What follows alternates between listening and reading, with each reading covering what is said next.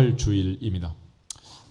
부활주일을 결정하는 그 원리가 있는데, 부활주일은 먼저 춘분을 기점으로 해가지고 춘분이 지나고 그 다음에 이제 음력 보름, 보름달이 뜬 이후에 다가오는 첫 번째 주일을 부활주일로 정합니다.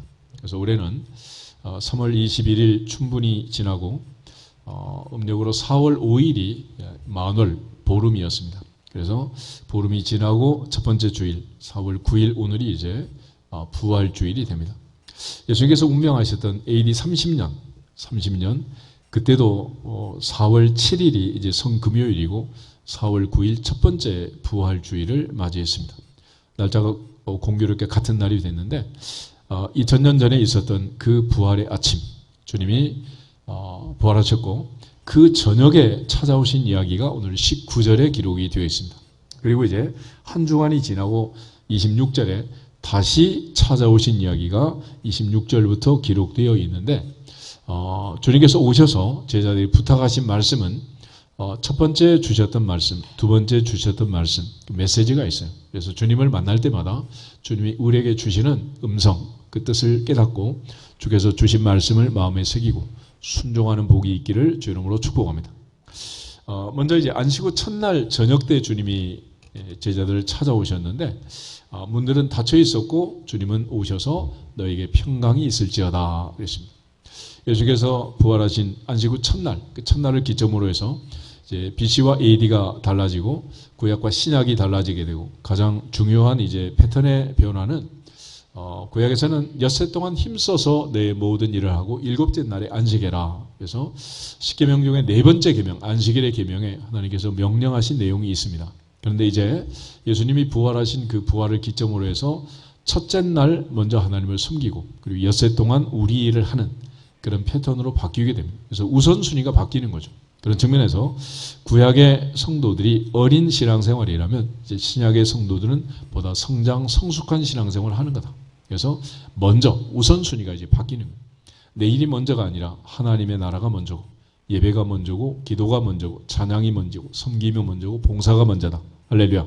그래서 우리가 이제 안식 후 첫날 부활하신 그날을 기점으로 해서, 여러분 집에 가서 달력 보시면 전부 빨간 날은 첫 번째잖아. 일요일은 첫 번째 날입니다. 한 주간의 첫 번째 날. 우리가 예배를 드리고 이제 엿새 동안 우리의 일을 힘써 하고 또 첫 번째 날 예배를 드리고, 패턴이 이제 달라지게 된 거예요. 그런데 그 첫 번째 날 오셔서 예수께서 먼저 너에게 평강이 있을지어다 샬롬하고 찾아오셔서 옆구리에 손에 못자국, 창자국을 보이시면서 제자들에게 나타나셨습니다. 그리고 그들에게 평강이 있을지어다 말씀하시면서 첫 번째 21절에 보면 아버지께서 나를 보내신 것 같이 나도 너희를 보내노라 그랬습니다. 그래서 예수님께서 12제자를 파송하셨는데 사도라는 이름을 붙이죠. 사도라는 말은 아포스텔로라는 동사의 명사형 아포스톨로스라는 말인데, 아포스텔로라는 동사의 뜻은 보내심을 받았다 그런 얘기예요. 사도라는 말 보내심을 받은 자들이란 뜻입니다. 그래서 예수님께서 나도 너희를 보낸다 모든 민족을 제자로 삼아 아버지와 들과 성령의 이름으로 세례를 주고 내가 너희 분부한 모든 것을 가르쳐 지키게 하라. 너희는 가서 전하라 신 말씀을 주신. 그런데 예수님께서 그 명령만 하지 않고 동시에 또 숨을 크게 내쉬면서 성령을 받으라. 성령을 받으라. 너희 24장에도 온 천하에 다니며 복음을 전하라 말씀하셨지만, 그보다 더 먼저 할 일은 기다려라. 아버지의 약속하신 것을 기다려라. 위로부터 능력으로 입혀질 때까지 기다려라. 너희는 몇 날이 못되어 성령으로 세례를 받을 것이다. 오직 성령이 임하시면 너희가 권능을 받고 그 후에 예루살렘과 온 유대와 사마리아와 땅끝까지 이르러 내 증인이 되리라. 그거는 그냥 되는 게 아니고 성령의 충만을 받아야 한다. 그래서 예수님께서 첫 번째 주일 저녁에 오셔서 하신 말씀은 특별히 내가 너희를 보낸다, 성령을 받아라 하신 말씀을 동시에 주셨습니다. 그런데 도마가 그날 결석. 예수님께서 나타나셨다라는 사실을 제자들로부터 듣고 나서 도마가 아주 당당하게 얘기를 합니다. 25절을 보시면 내가 그의 손에 못자국을 보며 내 손가락을 그 못자국에 넣으며 내 손을 그 옆구리에 넣어 보지 않고는 믿지 아니하겠노라. 그리고 이제 한 주간이 지나서 주님이 다시 찾아오셨습니다. 도마도 있고 문들은 닫혔는데 주님이 오셔서 너에게 평강이 있을지어다. 그리고 주님께서 도마에게 말씀하십니다. 27절 같이 한번 읽겠습니다. 도마에게 이르시되 내 손가락을 이리 내밀어 내 손을 보고 내 손을 내밀어 내 옆구리에 넣어 보라. 그리하여 믿음 없는 자가 되지 말고 믿는 자가 되라. 아멘. 도마가 하는 말을 주님이 들으셨다 안 들으셨다? 들었다. 이 정도면 뒤끝이 장렬하신 분이지. 그리고 낱말은 새가 듣고 반말은 쥐가 듣는다는데 쥐도 새도 안 듣는 말을 주님은 다 듣고 계신다. 요즘 CCTV 달면 요즘 막 음성까지 막 다 들리고 막 시골에 있는 할아버지들 감시한다는데 지금 무서운 세상이 됐습니다. 그런데 2000년 전 주님은 우리의 이야기를 다 듣고 계신다. 다 알고 계신다. 3500년 전 하나님은 너희 말이 내 귀에 들린 대로 행하리라. 그래서 그 옛날 우리의 조상들은 말이 뭐가 된다? 씨가 된다. 그런 속담을 만들었어요. 결국 우리가 어떤 말을 하느냐에 따라서 우리의 인생이 바뀌게 됩니다. 그리고 주님께서 이 도마에게 하신 말씀을 다시 보면 믿음 없는 자가 되지 말고 어떤 사람 되라? 믿는 자가 되라. 믿는 자가 되라. 그랬습니다. 믿는 자가 되라. 두세 사람이 내 이름으로 모인 곳에는 나도 그들 중에 있느니라 하신 말씀처럼 우리가 항상 내 입에서 어떤 말이 나가기 전에 검문 검색을 해가지고 다윗처럼 내 입의 말이 마음의 묵상이 주님 앞에 연락되기를 원합니다. 항상 하나님 앞을 지나갈 때 하나님을 기쁘시게 하는 말이 씨가 되는 말씀이 되는 은혜가 있기를 축복합니다. 그런데 주님께서 29절에 도마에게 나의 주님 나의 하나님이십니다 라고 말할 때 한마디 더 하세요. 29절 다시 한번 읽겠습니다. 예수께서 이르시되 너는 나를 본고로 믿느냐 보지 못하고 믿는 자들은 복되도다 하시니라. 아멘. 믿음 없는 자가 되지 말고 믿는 자가 되라. 너는 나를 본고로 믿느냐 보지 못하고 믿는 자들은 복되도다. 오늘 우리는 2000년 전 주님의 부활을 목격한 제자들 그들이 전해준 그 말씀을 듣고 2000년 동안 지구촌을 메아리친 그 복음이 우리에게 들어와서 우리는 오늘도 주님 앞에 예배를 드리게 된 것입니다. 그래서 믿음은 어디에서 나온다? 들음에서 나온다.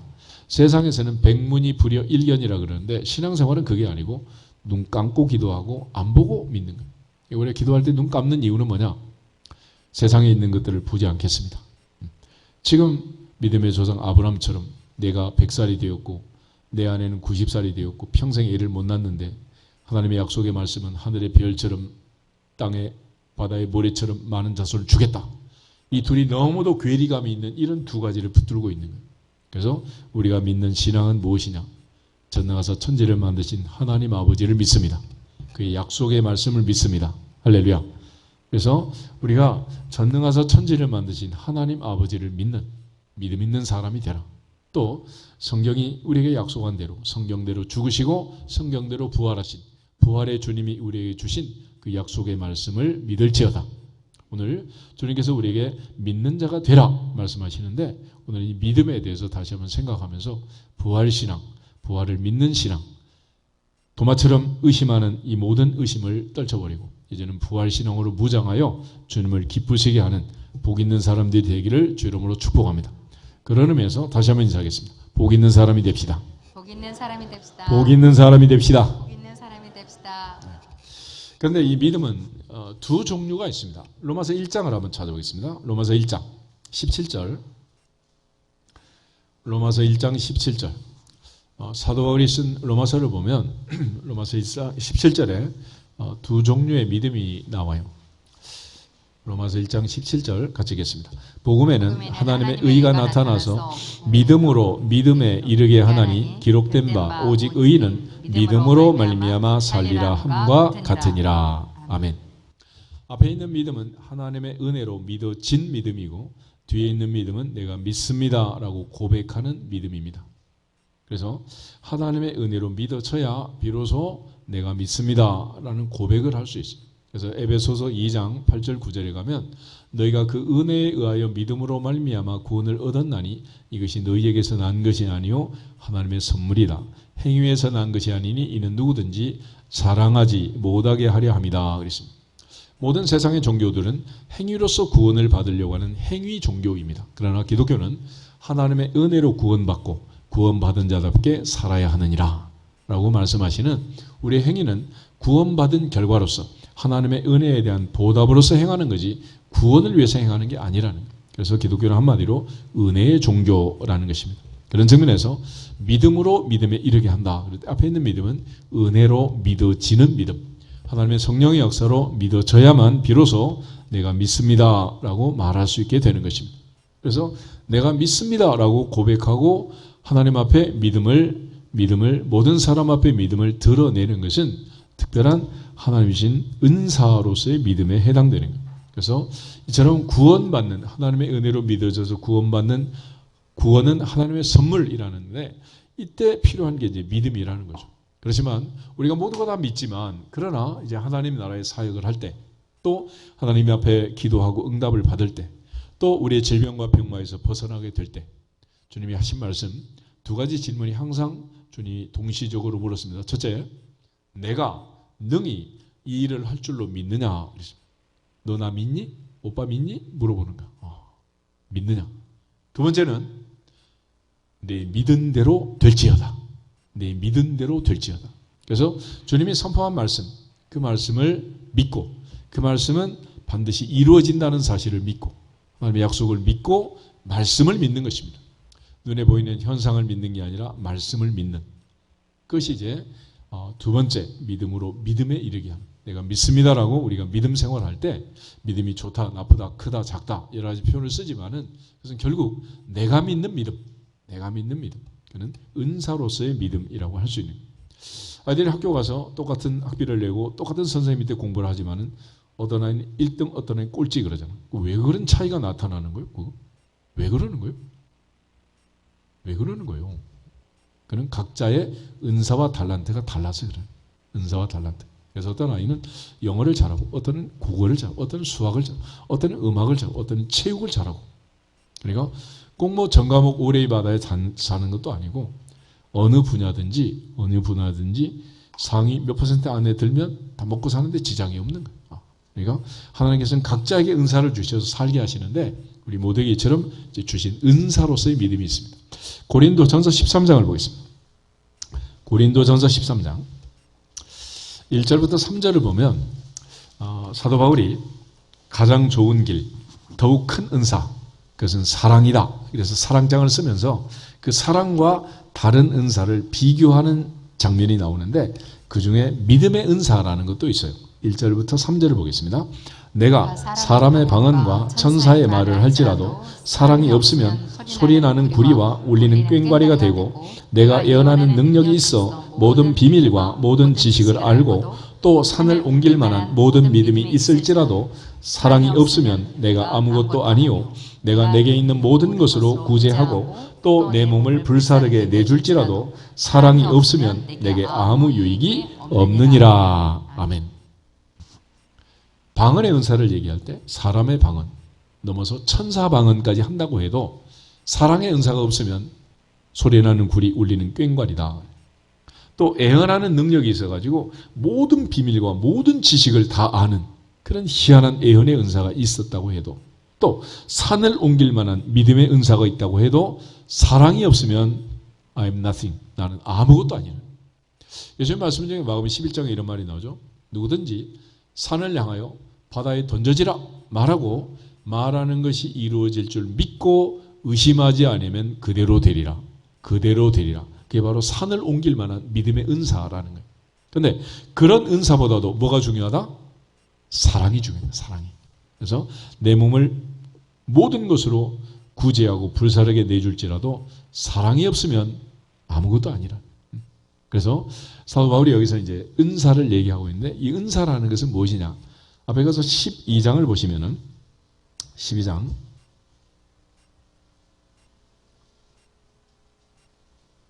4절에서 7절을 같이 한번 보겠습니다. 은사는 여러 가지나 성령은 같고 직분은 여러 가지나 주는 같으며 또 사역은 여러 가지나 모든 것을 모든 사람 가운데서 이루시는 하나님은 같으니 각 사람에게 성령을 나타내심은 유익하게 하려 하심이라. 아멘. 같은 한 성령이 각 사람에 따라서 직분과 사역에 따라서 다양한 은사를 나눠 주신다 그랬습니다.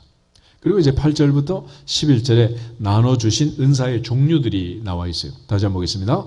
어떤 사람에게는 성령으로 말미암아 지혜의 말씀을, 어떤 사람에게는 같은 성령을 따라 지식의 말씀을, 다른 사람에게는 같은 성령으로 믿음을, 어떤 사람에게는 한 성령으로 병 고치는 은사를, 어떤 사람에게는 능력 행함을, 어떤 사람에게는 애언함을, 어떤 사람에게는 영들 분별함을, 다른 사람에게는 각종 방언 말함을, 어떤 사람에게는 방언들 통역함을 주시나니 이 모든 일은 같은 한 성령이 행하사 그의 뜻대로 각 사람에게 나누어 주시는 것이니라. 아멘.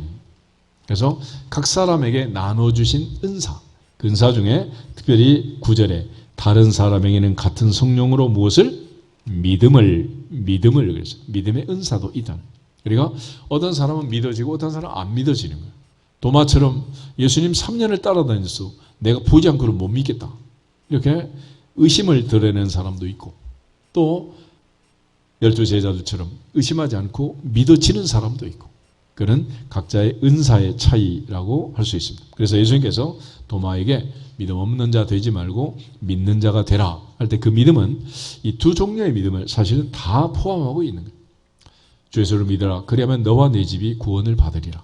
하나님의 은혜로 믿어져서 구원받는 신수성가를 이루기를 주 이름으로 축복합니다. 그렇지만 또 하나님 주신 은혜와 능력을 따라서 우리에게 주어진 직분과 책임과 사명을 감당하려면 뭐가 필요하다? 은사가 필요하다. 은사. 그러니까 이런 은사를 주시고 은사를 주셔서 우리가 일을 하는 거예요. 그러니까 각자 다 다른 은사를 하나님이 나눠 주셨다면 이유는 뭐냐? 유익하게 하시는 건데 이 유익함은 누구를 위함이냐? 나의 유익이 아니라 다른 사람의 유익을 위해서 주시는 거예요. 그러니까 아들은 의사 만들지 말고 딸은 의사한테 시집 보내라 그러잖아.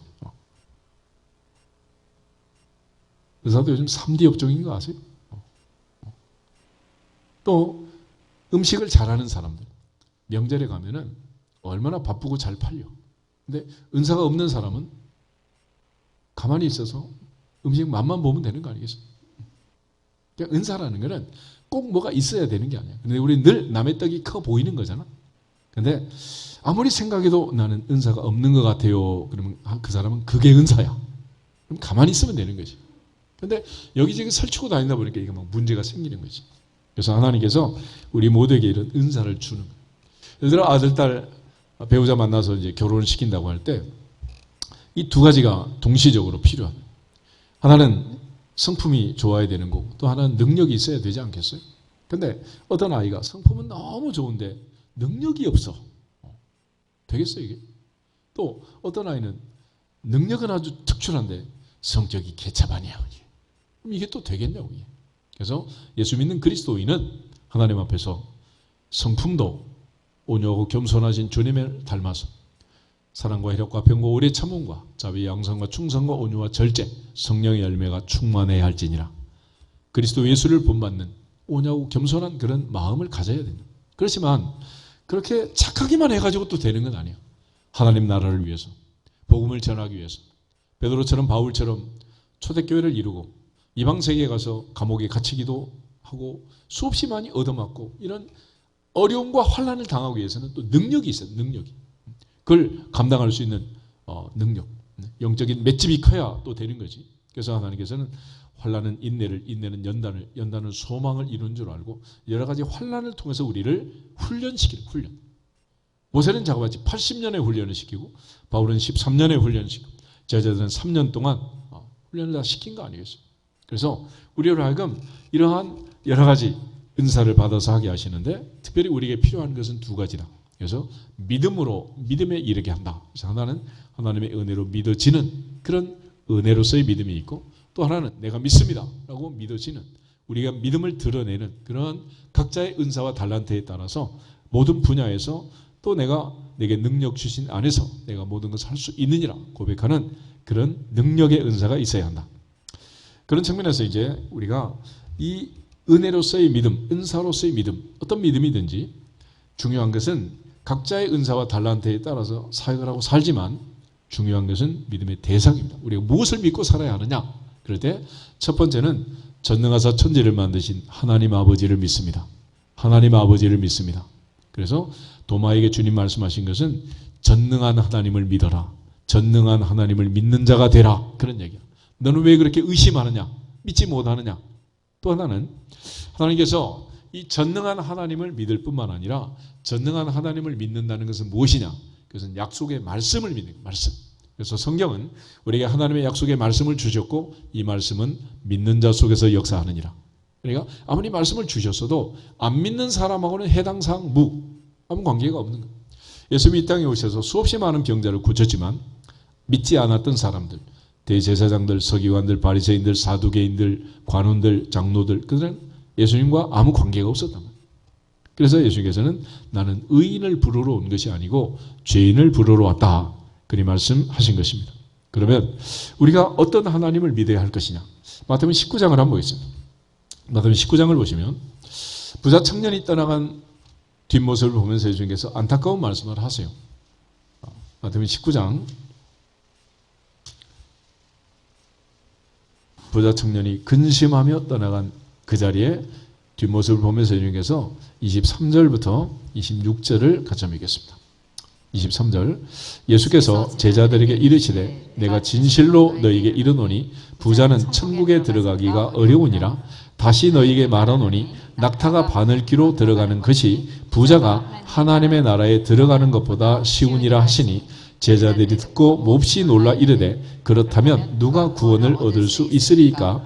예수께서 그들을 보시며 이르시되 사람으로는 할 수 없으나 하나님으로서는 다 하실 수 있느니라. 아멘.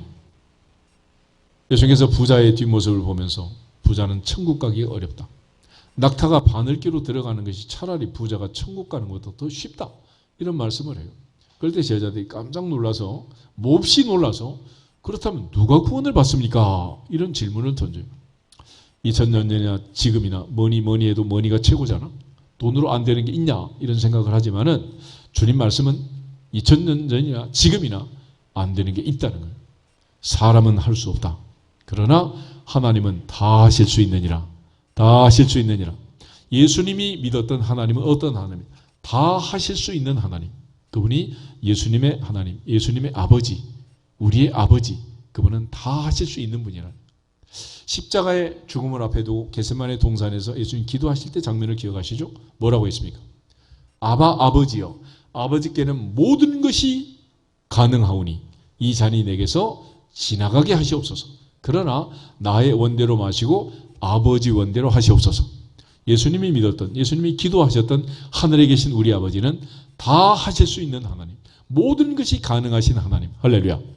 그 하나님을 믿고 부활주일에 다시 한번 믿음을 새롭게 믿는 자가 되기를 주 이름으로 축복합니다. 다 하실 수 있는 하나님을 믿어야지 다 하실 수 없는 하나님을 믿으면 무슨 의미가 있겠어요? 나도 심히 어려운데 하나님도 심히 어려울 줄 믿습니다. 그럼 뭐 때문에 기도를 해? 하나님 앞에서 다 하실 수 있는 전능한 하나님을 믿기를 축복합니다. 믿음의 조상 아브라함이 4000년 전에 믿었던 하나님은 어떤 하나님이냐? 창세기 17장을 보면 99세 때 하나님이 찾아오셔서 아브라함아 나는 전능한 하나님이다. 전능한 하나님이다. 엘샤다이, Almighty God. 나는 전능한 하나님이다. 이렇게 말씀하세요. 그리고 사도 바울이 그걸 나중에 이제 로마서 4장에서 정리하는데 로마서 4장을 한번 보겠습니다. 로마서 4장 99세의 아르므람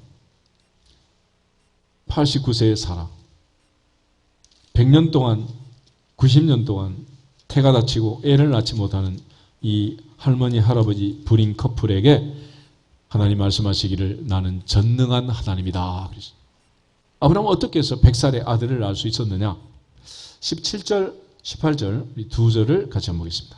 기록된 바 내가 너를 많은 민족의 조상으로 세웠다 하신과 같으니 그가 믿은 바 하나님은 죽은 자를 살리시며 없는 것을 있는 것으로 부르시는 이시니라. 아브라함이 바랄 수 없는 중에 바라고 믿었으니 이는 내 후손이 이가 되리라 하신 말씀대로 많은 민족의 조상이 되게 하려 하심이라. 아멘. 저절 17절 아브라함의 하나님, 아브라함이 믿은 하나님, 그 하나님은 어떤 하나님이냐? 죽은 자를 살리시는 하나님, 없는 것을 있는 것으로 부르시는 하나님, 무에서 유를 창조하시는 창조주 하나님, 그 하나님이 아브라함의 하나님이었습니다. 아브라함은 전능하신 하나님을 믿었고 죽은 자를 살리시고 없는 것을 있는 것으로 부르시는 창조주 하나님을 믿은 거예요. 히브리서 11장을 보면 믿음의 조상 아브라함이 독자 이삭을 모리아산에 번제로 바쳤잖아요. 도대체 믿음의 조상 아브라함은 어떤 생각을 가지고 어떤 믿음으로 아브라함은 아들을 바칠 수 있었느냐? 바로 죽은 자를 살리는 부활 신앙을 가졌기 때문에 바칠 수 있었다라고 얘기를 해요. 히브리서 11장 한번 보겠습니다. 히브리서 11장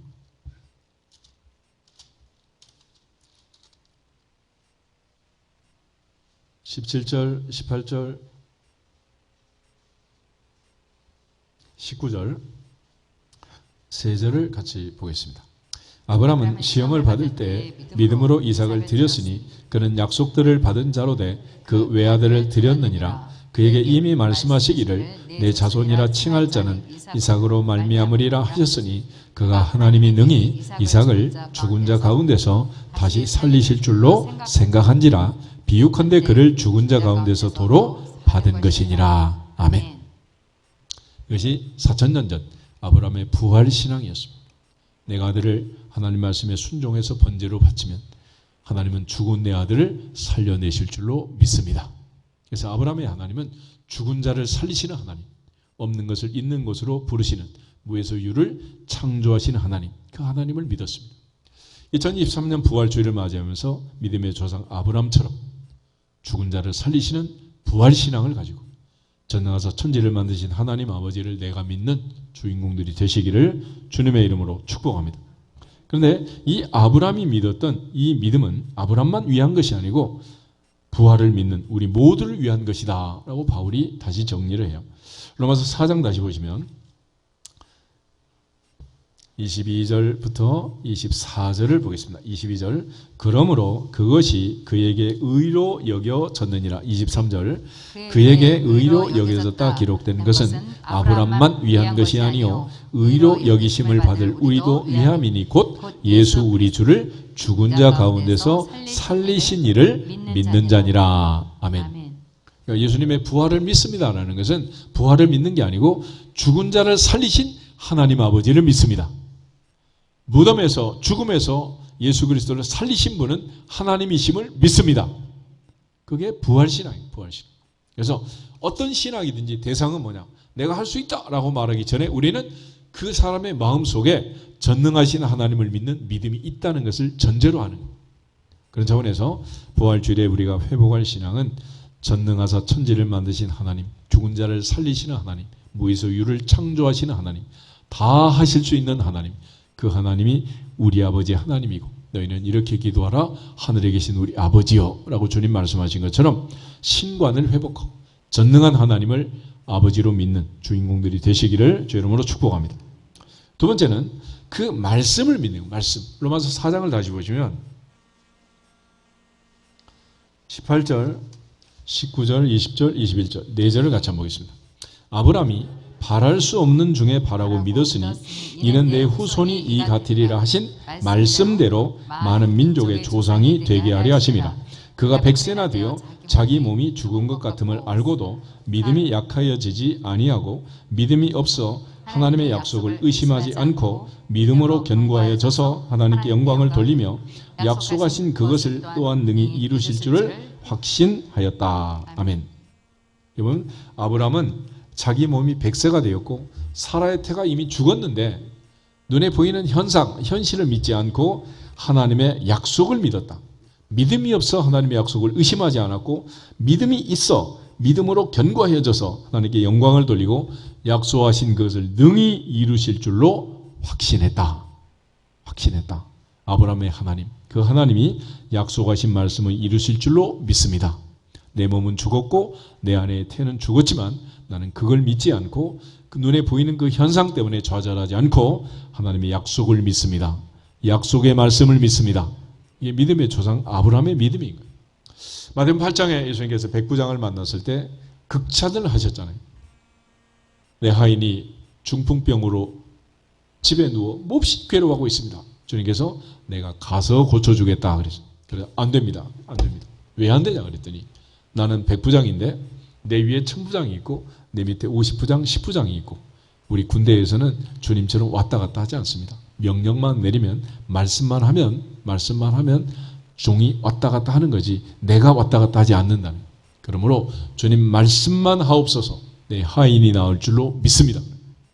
천지를 창조하신 말씀의 본체이신 주님이 명령하시면 어떤 바이러스도 세균도 질병도 병마도 떠나갈 줄로 믿습니다. 그래서 백부장을 보고 주님이 깜짝 놀랐어요. 내가 이스라엘 종 아목에서 이만한 믿음을 만나보지 못했다. 네 믿은 대로 될지어다. 믿은 대로 될지어다. 백부장의 믿음은 말씀을 믿었습니다. 주여 말씀만 하시옵소서. 내 하인이 나을 줄로 믿습니다.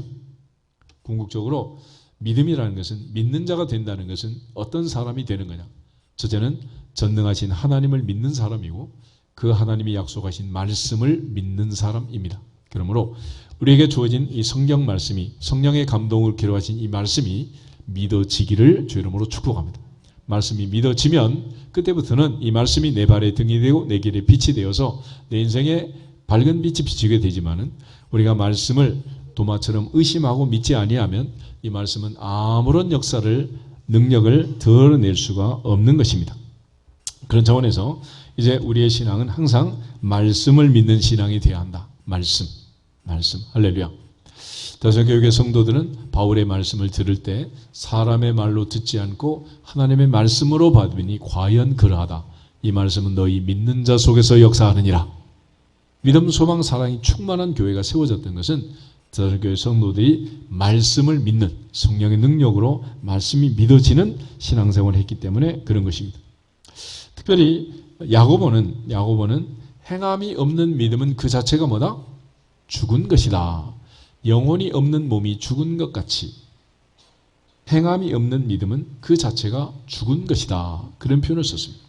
다시 말해서 살아있는 믿음, 진짜 믿음을 야고보는 얘기한 거예요. 그래서 예수님께서 우리에게 믿는 자가 되라 말씀할 때도 역시 마찬가지. 행함이 없는 죽은 믿음이 아니라 살아있는, 생동하는, 살아 움직이는 믿음의 용사가 될지어다.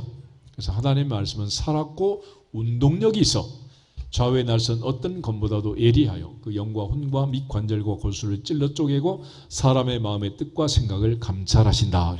그러니까 말씀 자체가 살아있고 운동력이 있기 때문에 그 말씀을 믿는 믿음의 사람들의 믿음도 살아있어야 되고 움직이는 생동하는 믿음이어야 한다. 할렐루야. 이처럼 우리는 살아있는 믿음의 사람이 되어야 돼. 2023년 부활주의를 맞이하면서 2000년 전에 4000년 전에 아브라함이 믿었던 그 믿음, 의심 많은 도마가 떨쳐버린 그 믿음으로부터 시작해서 오늘 지금 이 자리에서 생동하는 믿음의 사람이 되기를 주의 이름으로 축복합니다. 그래서 우리가 이제 살아있는 믿음, 진짜 믿음을 갖는다는 것은 진짜 믿음의 살아있는 믿음의 두 가지 특징이 있습니다. 첫 번째는 뭐냐? 현재 진행형이다. 언제 살아있어야 돼? 지금. 예를 들어 어떤 사람이 예배 시간 시작하기 전에 분명히 살아있었는데 그러면 돼? 안 돼? 살아있으면 언제? 지금. 옆 사람 자는지 죽었는지 옆구리 한번 찔러. 지금 혈액 나오. 이게 중요한 거지. 어저께, 한 달 전에, 1년 전에 내가 만났는데 이런 소용없어. 그러니까 살아있는 믿음은 언제냐? 현재 진행형이다. 그래서 바울의 믿음을 보면 주 예수께 붙잡히면 그것을 잡으려고 나는 달려간다. 근데 바울은 이 달리기를 언제 마쳤느냐? 내가 믿음을 지키고 선한 싸움을 싸우고 달려가기를 마칠 때까지. 바울은 항상 달리기 하고 있어요. 항상. 달리기가 멈추면 그때는 어떻게 된 거예요? 바울의 사역이 끝난 거예요. 바울의 사명이 끝난 거예요. 그러므로 사명이 마칠 때까지는 계속 ing, 달리는 중. 항상 달리고 있어야 돼요. 달리고 있어요. 이것이 신앙생활이에요. 그러므로 우리의 믿음은 한때 잘했던 믿음, 한때 잘 나간 믿음, 그게 아니라 언제나 현재 진행형이어야 한다. 현재 살아있어야 한다. 할렐루야. 이것이 살아있는 믿음의 특징이에요. 그러니까 오늘날 우리가 2023년 부활절을 맞이하면서 오늘 살아있는 하나님을 믿고 전능하신 하나님을 믿고 다 하실 수 있는 하나님을 믿고 무에서 유를 창조하시는 하나님을 믿고 그의 약속의 말씀이 믿어지기를 주 이름으로 축복합니다. 아브라함은 4,000년 전에 살아있었고 도마는 2,000년 전에 믿음을 회복한 거예요. 그러나 오늘 우리는 지금 여기서 다시 한번 새롭게 살아있는 믿음, 진짜 믿음, 죽은 믿음이 아니라 생동하는 믿음, 믿음의 사람이 되기를 축복합니다. 봄이 되어서 만물이 생동하는 계절이 되었습니다. 꽃이 피고 싹이 나고 만물이 소생하는데 그럼에도 불구하고 싹이 안 나는 가지가 있어요. 꽃이 안 피는 가지가 있습니다. 어떤 가지? 죽어있는 가지. 가지도 할 말이 있겠지. 지난 겨울이 너무 추워서 살려고 애를 썼는데 너무 힘들어서 도저히 견디지 못해서 죽었다. 정상 참작은 할 수 있겠지만 그렇다고 죽은 나무에 꽃이 필 수는 없는 거예요. 그러므로 어떠한 상황이 오더라도 환난은 인내는 연단은 소망을 이루는 줄 알고 죽음의 위협을 극복하고 부활 승리하신 주님처럼 신앙생활은 살아있는 생각, 현재 진행형으로 현재 꽃이 피고 현재 싹이 나는 믿음의 사람이 될지어다. 이게 중요해요. 두 번째 특징은 뭐냐면 살아있다는 것은 성장하는 겁니다. 성장. 예를 들어 은행나무가 600년 됐다고 해요. 600년. 근데 600년 됐어도 살아있는 은행나무는 생장점이 멈추지 않고 올해도 싹이 나고 꽃이 피고 열매가 맺고 할렐루야. 그런데 더 이상 싹이 나지 않고 더 이상 열매를 맺지 않으면 그때는 어떻게 된 거예요? 죽은 거예요. 그때 죽은 거예요. 그러니까 우리의 믿음은 살아있는 믿음의 특징은 성장하는 건데 어디까지 성장하는 거예요? 성장은 무한대가 되는 거예요. 에베소서 4장을 한번 보겠습니다. 에베소서 4장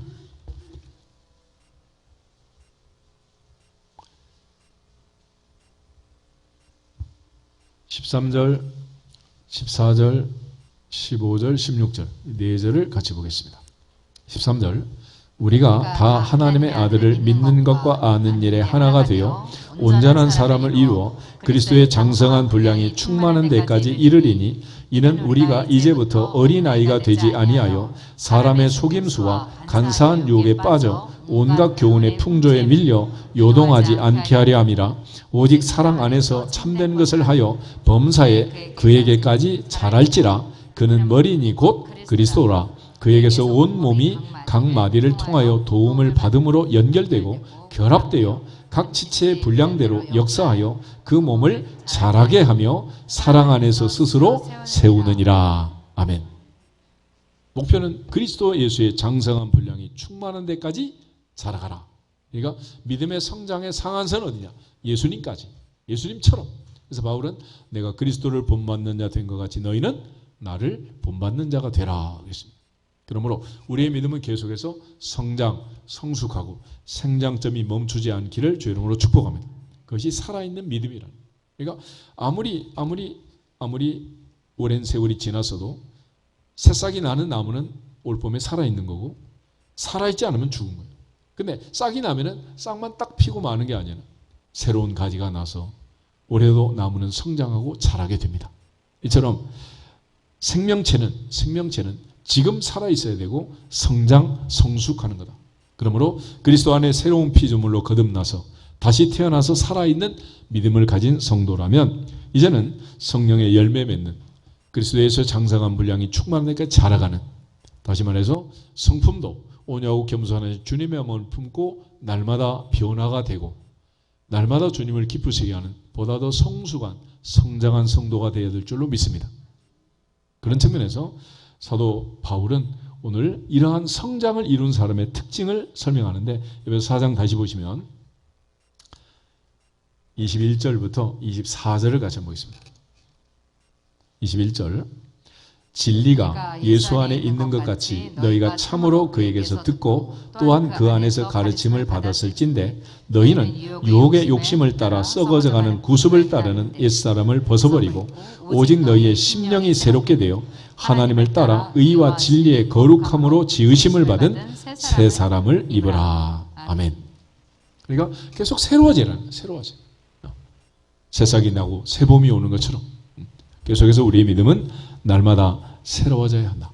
그리스도 예수의 장성한 분량이 충만한 데까지 자라가야 한다. 라는 특징을 가지고 있습니다.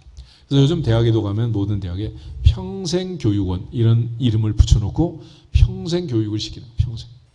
교육은 언제까지 받아야 된다고? 평생. 근데 학교는 졸업을 하잖아. 그런데 교회는 졸업이 없어. 졸업 언제 하는 거예요? 장례식 날. 교회는 평생 배워, 평생. 내가 너희 분반 모든 것을 가르쳐 지키게 하라. 그래서 평생 주님 앞에 섬기는 거죠. 그래서 우리의 믿음은 주님 앞에 가는 날까지 성장해야 돼요. 주님 앞에 주신 사명을 마칠 때까지 성장하고 자라가야 한다. 그래서 바울은 마지막 내 몸이 전제와 같이 부어질 때까지 나는 달리기를 했다. 이제 끝났다. 그러면서 달려갈 길을 마치고 믿음을 지키고 선한 싸움을 싸웠다. 이제는 하나님이 내게 주신 의의 면류관이 기다리고 있다.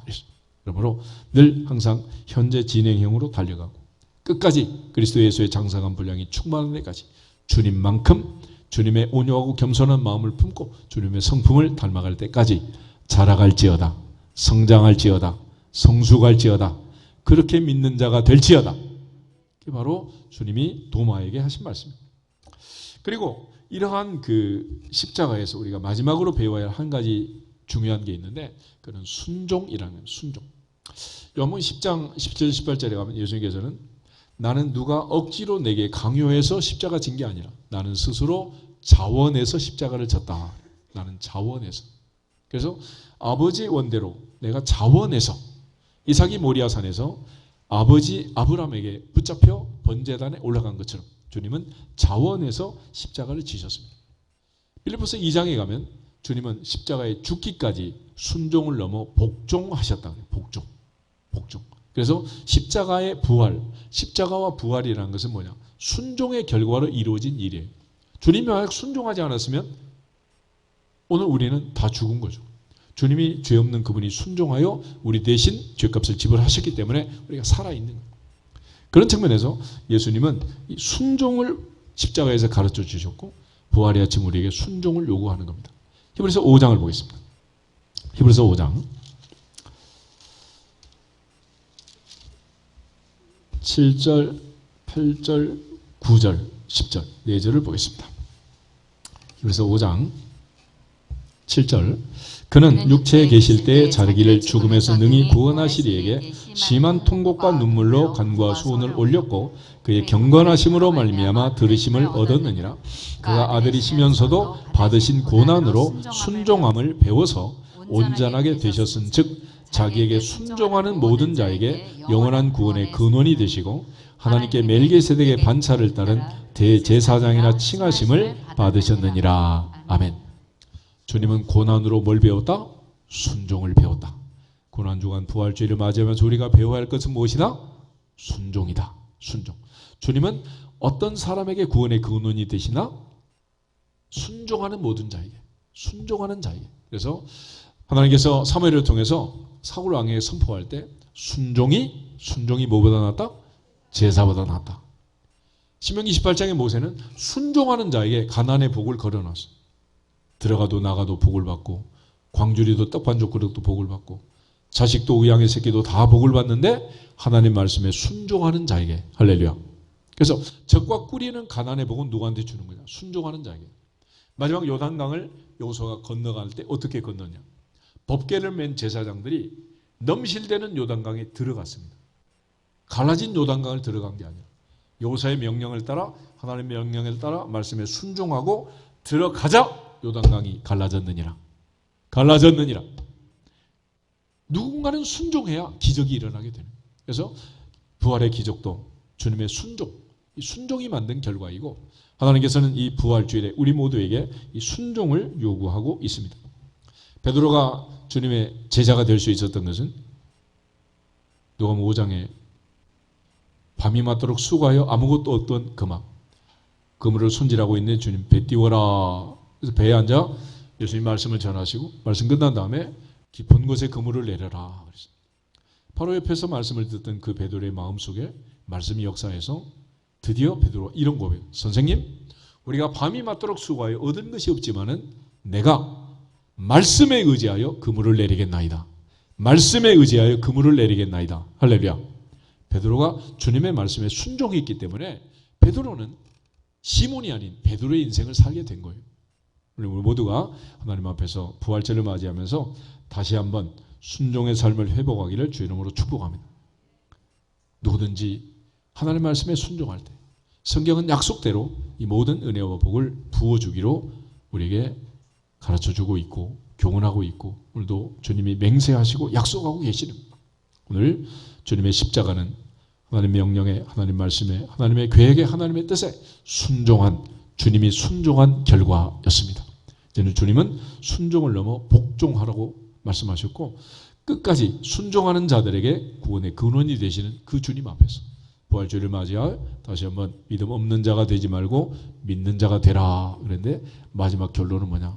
주님 뭐라고 말씀하시든지 내 앞에 십자가의 죽음이 온다 하더라도 순종하는 믿음의 사람이 될지어다.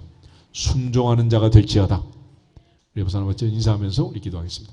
순종하며 삽시다. 순종하며 삽시다. 순종하며 복을 받읍시다. 순종하며 복을 받읍시다. 다 같이 자신을 향해서 주 예수 그리스도의 이름으로 순종할지어다 선포하고 기도하겠습니다. 주 예수 그리스도의 이름으로 순종할지어다. 순종할지어다.